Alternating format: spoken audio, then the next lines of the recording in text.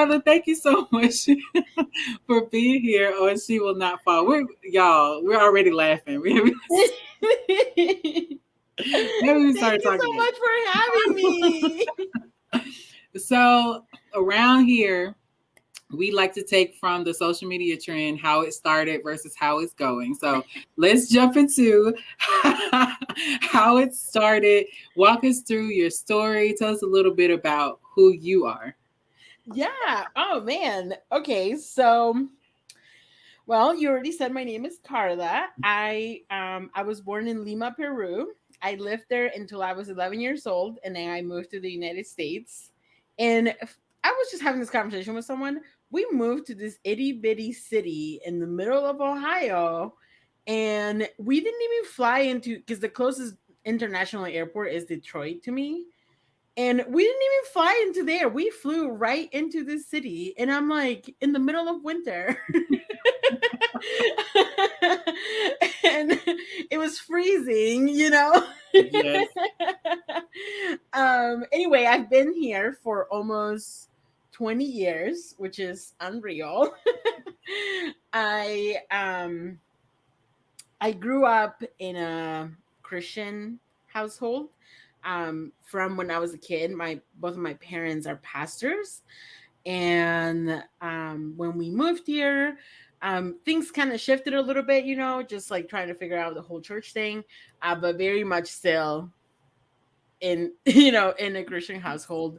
One of the things about my story, and I'm actually trying to figure out a way to not make it I'm and you'll understand once I say it, but for a long time I used to say that I am an undocumented immigrant.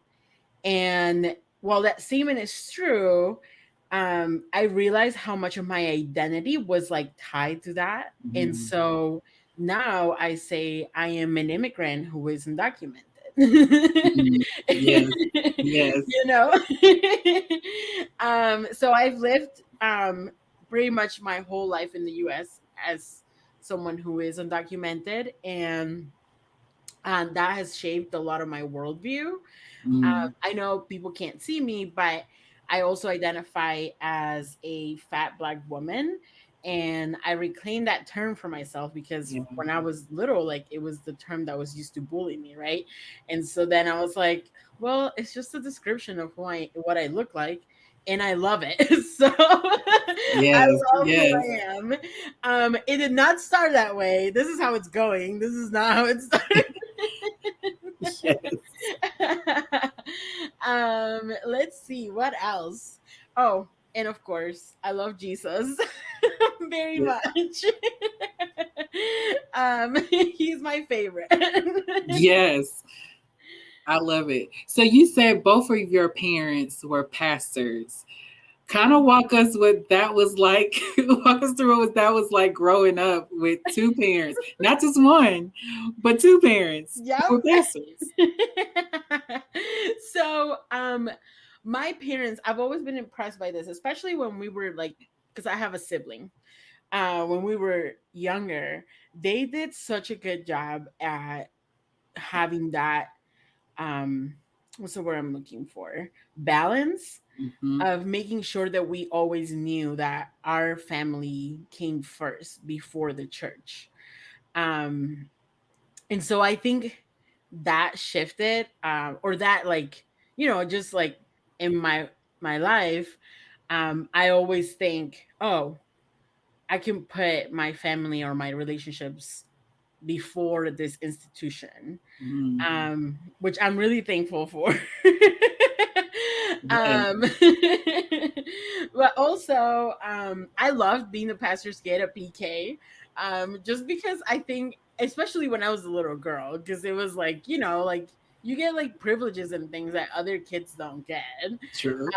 just because you're the pastor's kid, But another one of my favorite things is that I never questioned that women could be in leadership because I just Hmm. assumed that was the norm, because Wow. that's just what I saw around me. Yeah. Like my mom was a pastor, and then all these other women were also pastors. So I was like, oh yeah, of course, that makes complete sense. Yes. Yes. Yeah. So I yeah, love it was, it. I mean, it was a blast. And I also did play, like I would, you know how people play like pretend like house or pretend doctor. I would play pretend pastors. I love it. Did you have a pulpit? Like, did you create your own like Oh pulpit? yes, oh my goodness, from beginning to end. I have no idea how many times I made my cousins recite a prayer accepting salvation. I love it. I love it. Yeah, I think for me it was the singing aspect of it. Like I used to always pretend like I was singing to the congregation. It wasn't preaching because I'm like, I don't think anybody wants to hear me preach. But like the singing part, I got that part. I can do that. I love it. Like, so tell me kind of how once you kind of got to maybe being a teenager or maybe college or young adult, how your faith started taking shape.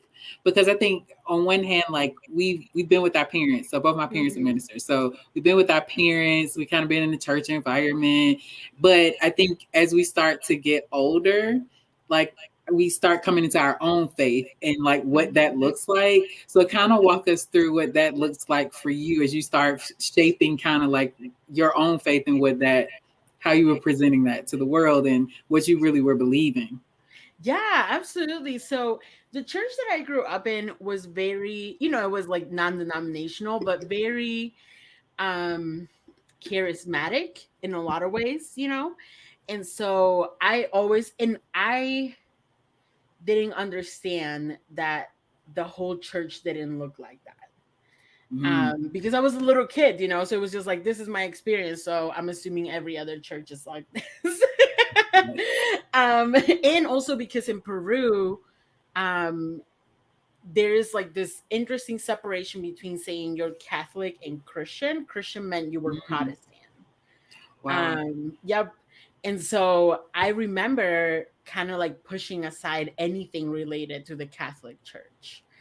And my parents were very much like, we're not. And I think it was the way that they were taught.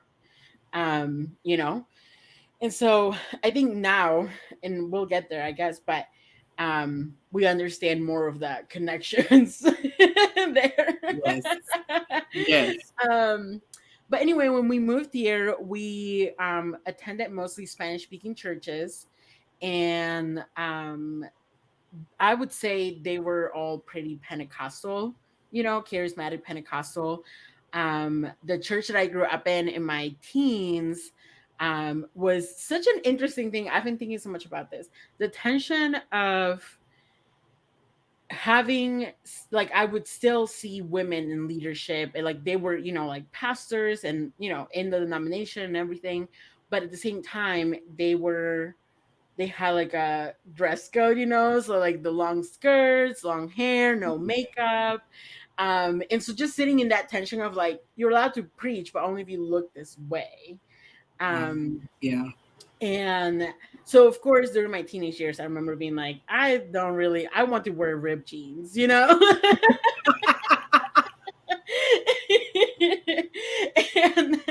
And but one interesting thing, which I will say, is that the first time that I remember encountering Holy Spirit, I was 7 or 8 years old. I remember exactly where I was. And I remember I was crying and I couldn't comprehend why. And I couldn't Mm. explain it to anybody either. you know? And Yes. so I think, honestly, if there is a wave through the whole story, I think is that moment where I knew that Holy Spirit was real. Yeah. And so through my teens, I especially through my teens, because that's when I first discovered the effects of being undocumented and what Mm. that meant. It meant that I couldn't go to school, I couldn't drive, I couldn't get a job, like all those things. And so I went into a terribly deep depression. And I didn't, and also the other part about that was that I couldn't tell anybody why, because there was Mm. like this deep hiding inside of me. Yes. And so, but I remember like, and oh my gosh, there was a moment where I was like, well, I don't know what God is doing, so I'm just not gonna follow God anymore, you know? Mm. And I must have been like 16, 17. And the interesting thing about it was that I would every morning I would still say good morning to Holy Spirit. And I would tell people like I'm not a Christian, and people would be like, "Oh my gosh, you don't believe in God anymore?" And I'm like, "No, I know what it means to follow Jesus, and I'm not following him. Wow. So I cannot claim that title."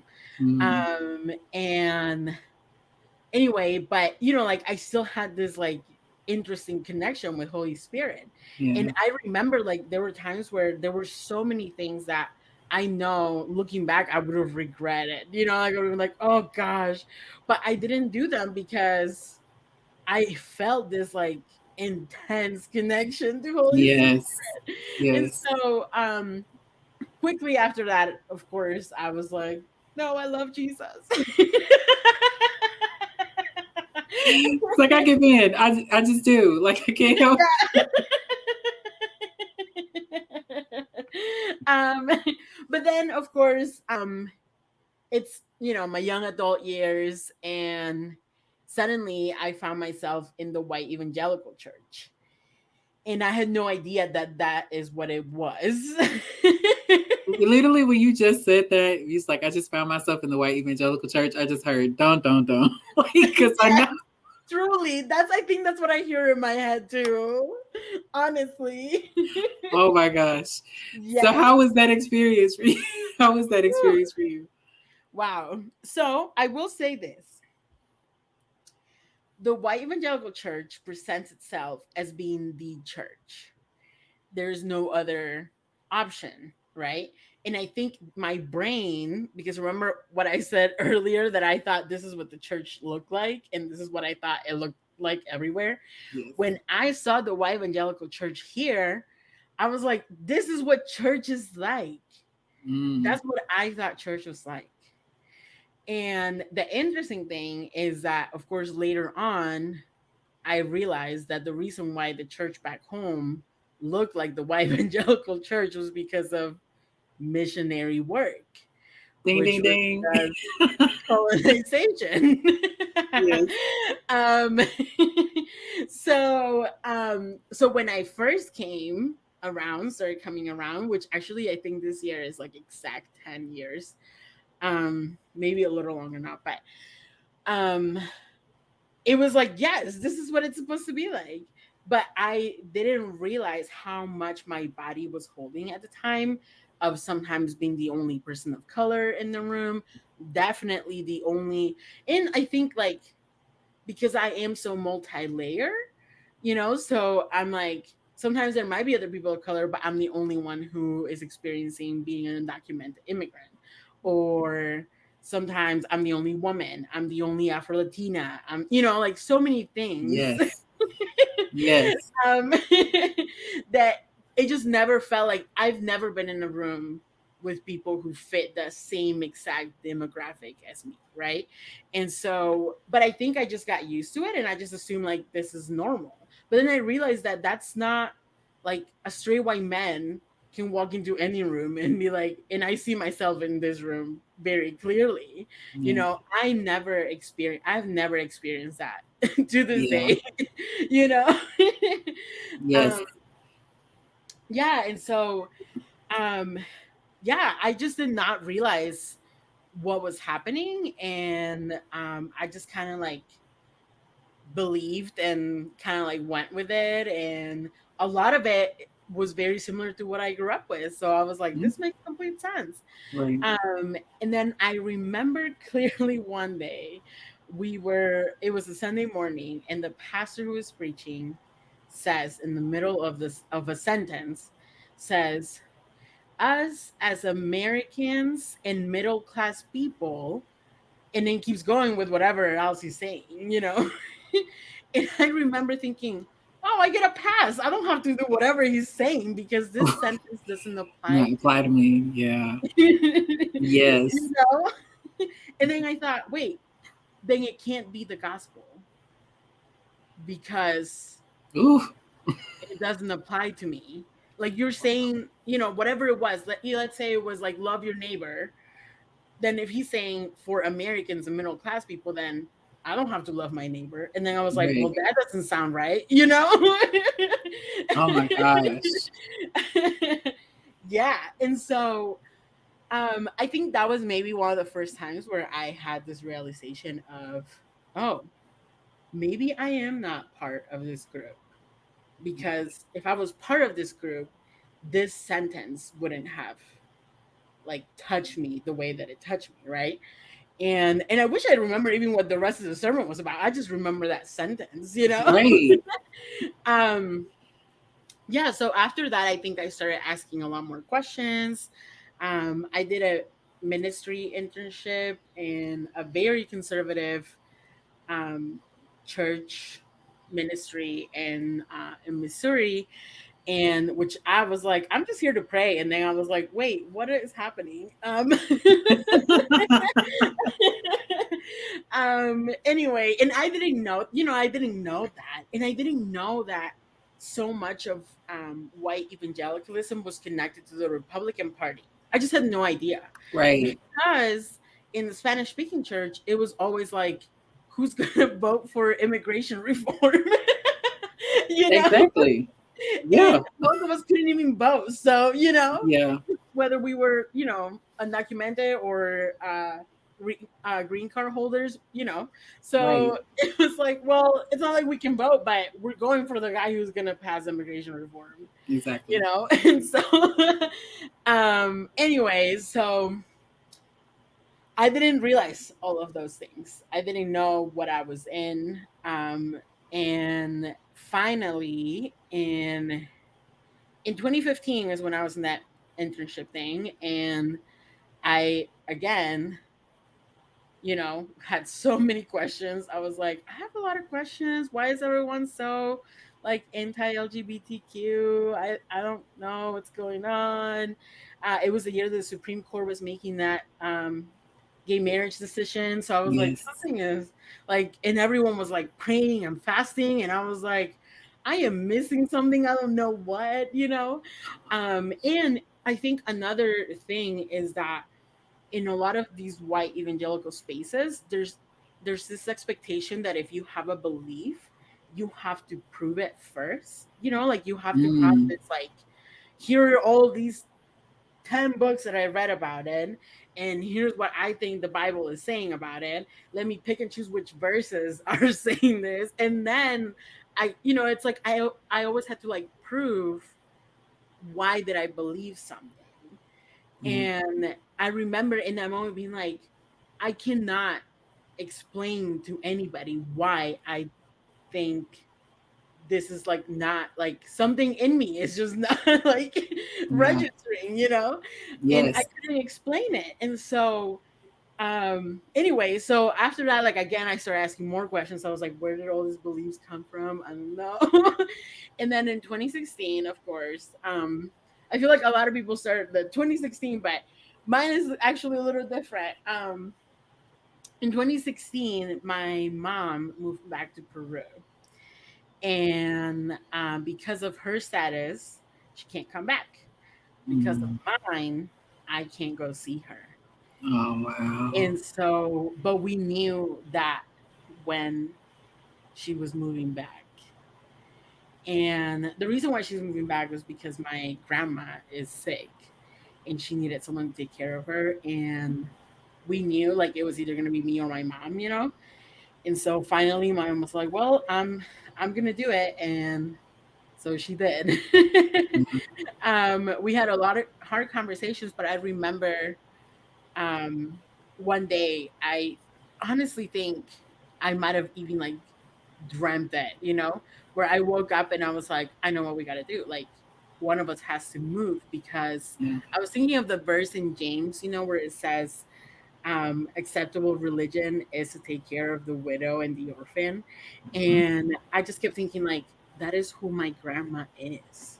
Wow. Like her mom had just passed away literally a year before that. Mm. And she's been a widow forever. And when we lived in Peru, my grandma lived with us, you know, Yeah. and so because that's a very common practice back home. And so, and I just remember being like, we have to do something. We, you know, like, what is the point of me preaching the gospel if I'm not actually preaching the gospel? You know, if I'm not doing. And that it's your family. I think a lot of times we have been taught scripture for other people, like how we're supposed to treat other people, and don't Mhm. relate it to our own community that we're born into, right? Like Yes. so yeah, I love that. Yeah, you know, and even thinking of like, if you look at the Old Testament and even Jesus, you know, like the kinship of communities, not necessarily because Jesus was very much like he would question a lot of things about family, you know, but there was a very much kinship going on, Yes. you know, and so I yeah, so we made the decision. My mom was back to Peru in April of 2016. At this point, I am a youth leader at a church. And I love working with teenagers. So they like, and I, of course, like, you know, when this is happening, I didn't realize, but it's Gen Z that I was working with, you know, and I love Gen Z. They are my favorite. Yes. But anyway, and so, and I again did not realize that 98, maybe 99% of this congregation was all white. Mm. And I remember being like, oh, and it shifted for me when my mom moved. Because when my mom moved, I understood that nobody in that room understood what was happening to me. Wow. And like I said it so many times, like I would say it on Facebook, I would say it in conversation. And there was one woman who, to this day, she is still a very dear friend and mentor to me, who understood what was happening. Um, and the rest of the congregation was like lost, you know? Like people would say, "That's so cool. That's so awesome that your mom's moving back." And I'm like, no, there are a lot of systemic things happening, Yes. you know? um, and so, and I just like didn't have the words, you know? And so I already started feeling like uncomfortable and like knowing that most people didn't understand what was happening. And, um, and I did have a, you know, a group of close friends who were like trying to be as supportive as possible without understanding much, you know? And so anyway, um I'm already struggling and trying to figure out like what what are the good news. You know? Yeah. Because I was so used to the good news being, I always heard like on earth as it is in heaven, you know, like, and it always was related to like healing, like physical healing, and realizing like how ableist that is so many times, you know, and then like just so many layers to that conversation. And then of course then the 2016 election happened, and I remember exactly where I was when the election results happened. I remember like the pain that I was feeling, like the Oh my physical gosh. pain I was feeling. And I also remember that the next day I showed up to youth group and only one of my youth girls knew what was going on, like what Mm. was actually happening in that moment. Yeah. And I honestly think it's because she is queer. And so she knew what was happening, right? So I was Mhm. experiencing this from like the, you know, like woman of color and immigrant, and she's Yeah. experiencing this in a different way. And so we looked at each other and we were like, what just happened? Like You what know? in the world? Yeah, like, and she's at this point she's like 14, you know? Yeah. So I'm like, I'm literally a, you know, a 26-year-old is hugging Yeah. a 14, 15-year-old, and I know that she knows, you Yes. know? um and so yeah, after that I just kind of like, I clearly remember also. And I think that's another thing. I have really good memory. And sometimes I wish I didn't. Yeah. But it's a gift. It's like, so you never forget. It's like, I always tell people, like, my short-term memory is not that great, but my long-term memory is amazing because I Yeah. can remember what was happening, what you were wearing, what was playing in the background. Like, Yep. I remember everything. And I think that that's an important thing. It's a gift to me, so I don't ever forget. Like, Yep. I'm never going to forget what you said. I'm not going to forget what you did. Yeah. It's seared in my brain. Yep. And so the same thing happens to me. So of course I remember the Sunday after, you know, after the election results, and I was so grieved, and I did not feel that sense in the rest of the service, you know? And I remember like the way that even like President Obama was talked about, right? Like, and there was like this like, oh gosh, but with when this happened, it was like, oh, this is what you wanted, you know, like, and I guess I didn't know that. Yes. um yep. And so after that, I left the church. I For a whole year, my church was at a coffee shop, which meant that I would go hang out at this coffee shop and just either meet with friends, meet new friends, or That's the like, best church. yeah, and it's so funny because my I want to say in 2018 I met this incredible woman, and she's like my second mom and also my mentor. And I invited her for coffee, and I said, "You want to meet up at this place?" And she was like, "Sure." So she comes, and then within 5 minutes she's like, "This is the place where you pastor, right?" And I was like, "Oh yeah, I've been hanging out here for a long time." I love it. And so anyway, so that's kind of like how I ended up. Yeah. And so I also didn't know that deconstruction was a thing. It Right. just happened to me. It started with that sentence of Yeah. being American and middle class. Yes. Yes. you know? And so it's not until recently, in the last maybe like 4 years, that people were like, I'm deconstructing. And I'm like, what are you What? doing? That's me. The first time I heard it, I was like, what's happening?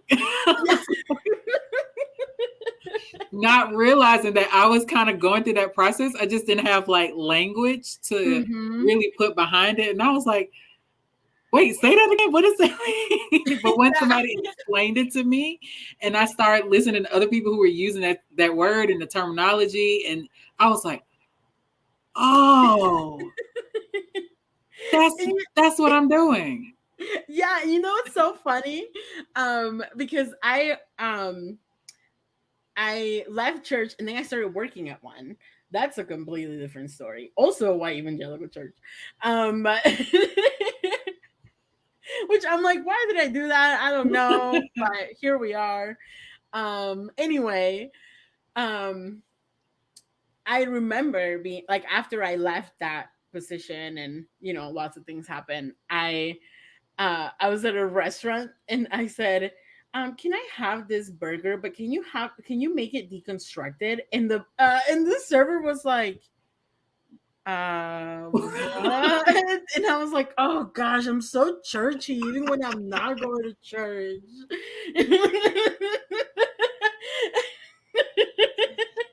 That's so awesome. Like, hey, could you deconstruct my burger? Yeah.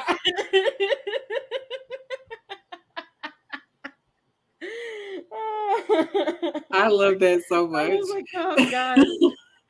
Something you said is powerful to me though. Like, when your mentor tells you, like, this is where you pastor in that coffee shop, and something like the hill that I would live on, because we don't die on hills over here. We live on hills. Okay. But not on a hill. I'm not doing it. Is really trying to help women understand that. It's like the church does not have ownership over your gifts. Mm-hmm. Like, you can, whatever God called you to do, whether it is in a traditional space and it can be in a non-traditional space. Like if God calls you to pastor, you don't need a church institution necessarily to pastor people. And so I think that that is so powerful that she showed you that, like, this is where you pastor. Your friends come here. You're meeting new people here. And you're probably talking about Jesus. Like, it's like we have a whole relationship. So you're pastoring at a coffee shop. That is so amazing to me. I know. And honestly, I remember when she said it and I just kind of giggled. And then I said, oh, maybe, you know, and then just kind of like moved on with the conversation. And um, that same year, I want to say that coffee shop closed. And like to this day, like when I think of that coffee shop, I think of church. I'm not thinking, Yeah. you know, I'm thinking of the community aspect Yes. of the coffee shop and like what it meant during that time and all those things, you know. And so absolutely, I'm 100% a believer that you can be. And it's so funny because now I call myself a non-pastor because I'm like, I'm not really pastor, but I pastor, you know. It's Pastor Karla around here. That's what you're gonna be called on Sheila. It's Pastor Karla. So yeah, absolutely, I'm 100% a believer of that. And I think like I've seen that even in what I used to work in corporate America, and so just being in the corporate setting, I think like makes it seem like what am I doing for 40 hours a week, you know? But I think like in those in between moments, I remember being like, oh no, that was absolutely like ministry, whether it was to a person, like, you know, like to a coworker, or sometimes like I'd be on the phone with people and I'm like, you're telling me your whole life story. You just needed somebody to listen to you, you know, like, yeah. And so, yeah, it was very interesting to experience that outside of the church because I always thought I would be inside of a church, you know. And a part of me actually last 2 weeks ago, I went to this is like I don't know what my life is. I'm telling you. I was meeting up with the office of the Republican senator here in Ohio to talk about immigration, and but it was in Cleveland, and so we were stopping like in multiple places in Ohio because I was like meeting up with a few friends, and one of them works at a church, and he says, "Do you want to see the church?" And I was like, "Yeah, absolutely." And like, I'm just like, I love empty churches because they remind me of my childhood, you know, as a pastor's kid, where you're just always in church. Yes. So I was like, "Yes, let's go." And we go in, we walk through the building, and we get to the sanctuary, you know, and I am like, there's stained glass, so I'm like touching it everywhere because I'm like, this one day this will be in a museum and I won't be allowed to touch it. But I get up to the like full on altar, and it's a Methodist church. It's very like, you know, high church kind of altar. And I look up, there's a cross in the middle. I look up in this feeling like I just hadn't cried about the church in a long time, you know? Even like right now, just like thinking about it is making me like teary eyed. Yeah. But I just hadn't cried about the church in a long time. I hadn't cried about the fact of what I have lost when I walked away from the white evangelical church. You know, like when it was first happening, especially in 2019, after I left um, that position where I was working at a church, I remember being like, I'll be okay. But then, like, I would just, there was like so much trauma surrounding it that it was just really hard to even think about church, you know? I was just trying to survive. And then for the first time 2 weeks ago, I stood in front of, like, I was in a church building. Yeah. I don't remember the last time I'd been in the church building, you know? And seeing the cross and seeing almost like, there is a quote that says, "Beauty will save the world." And I can never pronounce the name of the author, so I never say it. But respect. But um anyway, I often think of church buildings that hold so much beauty, right? Um and how so many of us are in a place where we can no longer go into those places. And so I remember having a very similar feeling when I go into a library of, oh, this place is holy, because to me books are such a big part of my life. Mhm. And walking into that place, into that church, was like, oh no, beauty will save the world. And whether the church joins in is really up to us. Ooh, Um, because we can have these beautiful buildings. I'm glad we have beautiful buildings, but we can build something beautiful. yes, yes, you know? absolutely. Oh my gosh. Yeah.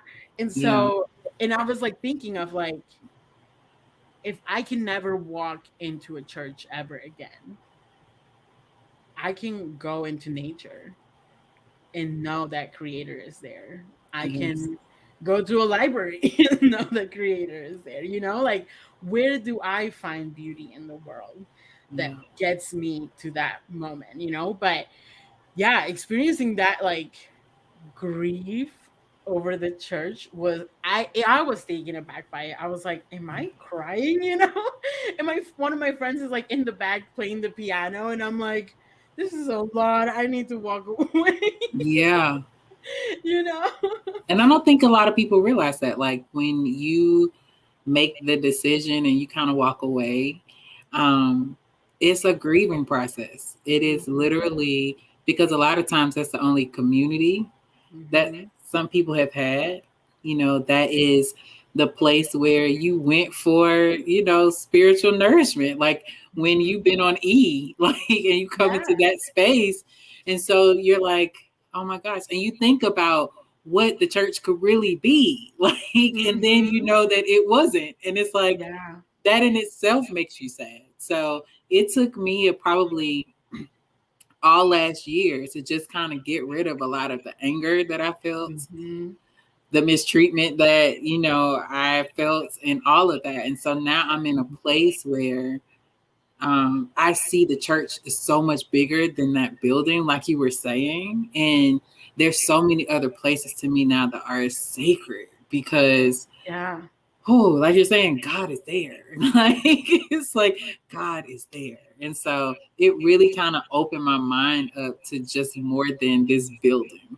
Mhm. And it's like if if the Holy Spirit is in me and in you, like, oh my gosh. Yeah. Like, oh my God. That's just so powerful to me. It's like wherever we are, it can be sacred. It can be Yeah. it's like, oh my gosh, yeah. So Truly. I totally identify with what you said. So you have walked us through such an amazing story that I know people are going to be able to identify with because I know I did. Um, let's talk about where you are now. So what are you doing? What are you working on? What is your passion right now? Where do you put it out there into the world? Yeah. So, oh man, I mentioned deconstruction. For a long time, I was just kind of like, I need to know everything that I was taught wrong. So I need to deconstruct it all. I held on to a couple of things. I remember I read a book, and it said like, hold on to the one thing that you know about God. And I said, I know Jesus Christ crucified. And that's what I knew. And that's literally what I would say, And so but then of course, like, through the process, I think I became reactive to the white evangelical church, and so I didn't grow up in anything really in the reform tradition, or at least not overly, so I wasn't very much against all these, like John Piper and all that. Like, I just was like, I don't have time. You know, like I never read his books when I was in the white evangelical church. I'm not gonna read them now. Right. Um, but you know, like even like local ministries, and you know, like international ones and national, like you know, it was just so reactive of just being like, why are these people saying this? Why are they doing this? Why, you know, like, and I just like would spend so much energy being like, no, this is wrong. You know. And then suddenly in the last couple of years, it like clicked that I didn't have to do that anymore. I was like, wait, I don't have to pay attention anymore. And so um it's been so interesting because now I'm in a space where I want to create something. Whereas before it was like I want to destruct this. It's like burn it all down. Yeah. Which if I, you know, like if I sit and like if I'm having a conversation actually about it, I will say, yeah, we need to burn it all down.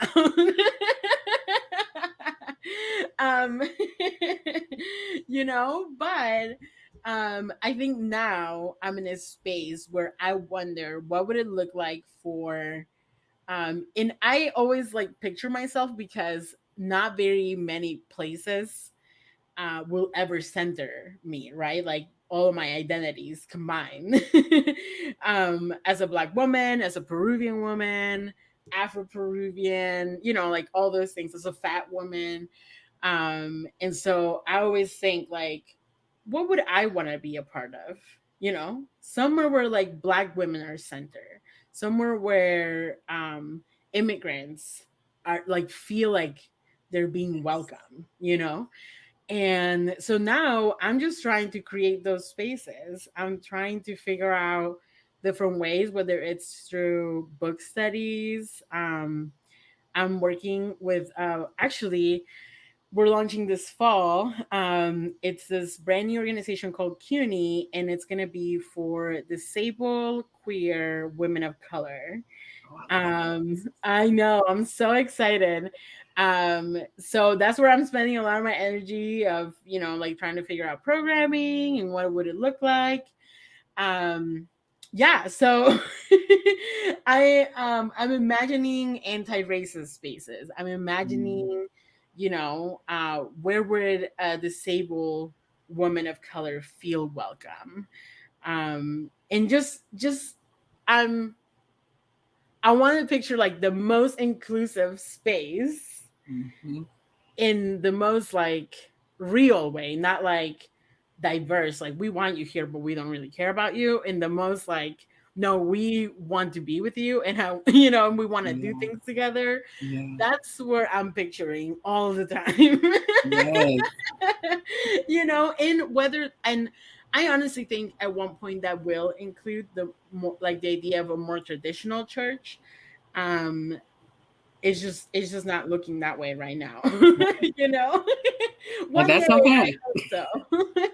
But right now I'm just you know, I want to create those spaces. I do have a podcast, and so I'm planning on doing a live event for it, where it's, you know, like with affirming folks, Yes. and making sure that, you know, I have such a big heart, I think, um for the LGBTQ community. And a lot of people, like, I think is because my sister is part of that community that is just like, and I was like, no, like I was already asking a lot of questions prior to me knowing, you know, Yeah. that they were Yeah. queer. So and I think not in the same way, um but I understand a glimpse of what it means to have to hide, you know, something that affects your everyday life. In my case, it affects everyday life, but for the, you know, for them is like who they are. And Yeah. so yeah, so I am always just like, I want to be in affirming spaces so that, Yes. you know, Yes. everybody can be free. Exactly. Yeah. Because until I always say, and that's the saying says, because I don't want to take credit for that saying. I wish I wrote it, but I didn't. And it says, until everybody is free, Nobody's free. Fannie Lou Hamer said that. Exactly. So everybody's free, nobody's free. And so I'm Yes. totally with you in creating affirming spaces. And, you know, there are people, like somebody on Twitter sent me something because the church that I serve at, we are progressive affirming space.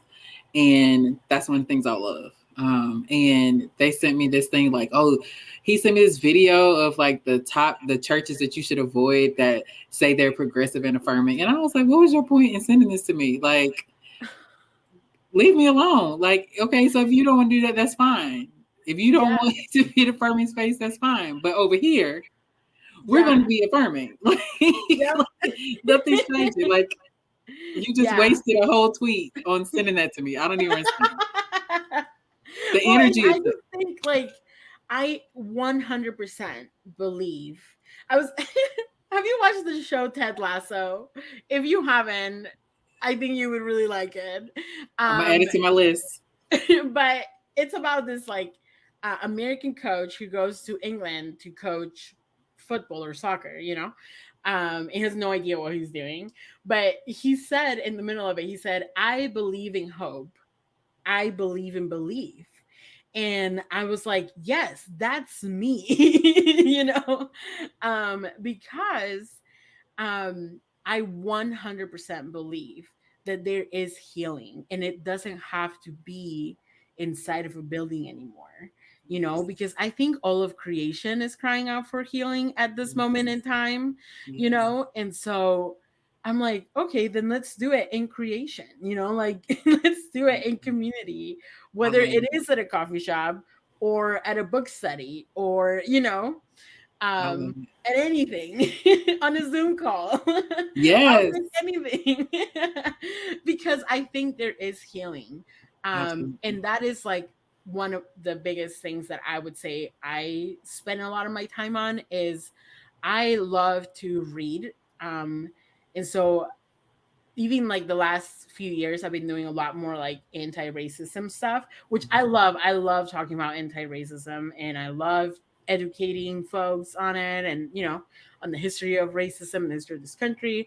But I think the reason why I do it is because I believe that there is healing if we know this stuff, right? And so I'm like, yes, like 100% there's healing for the queer community that has been hurt so badly by the church. I 100% believe there's healing for Black folks, for Black women specifically. I'm 100% cheering on Black women.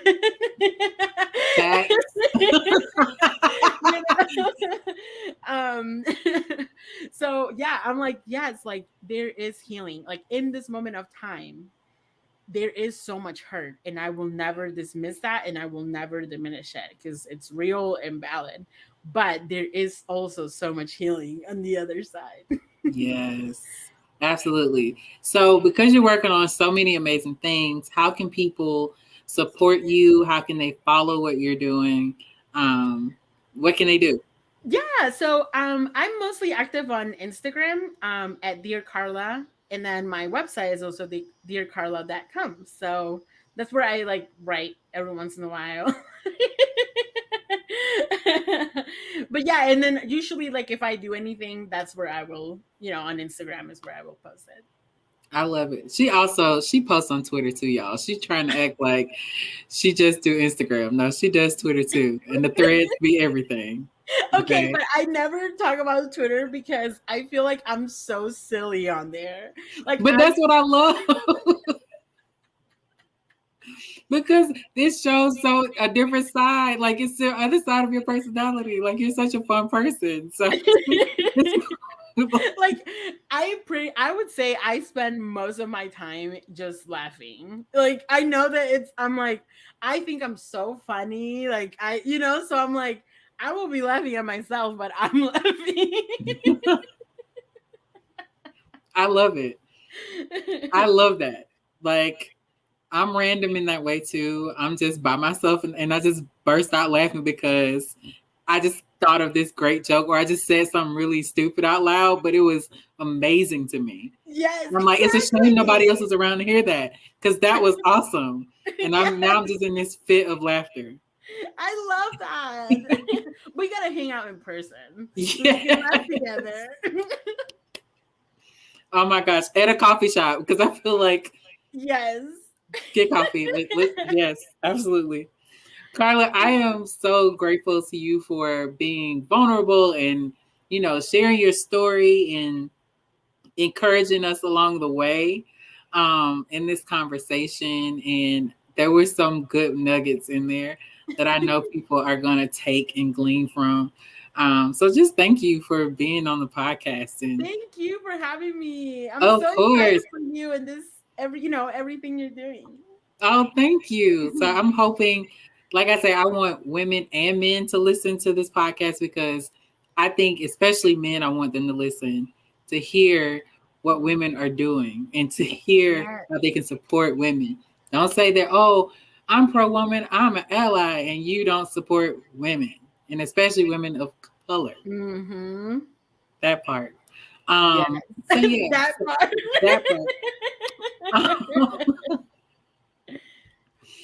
So I just thank you for doing that, and we've had so much fun on the podcast. So thank you just for being here. Thank you.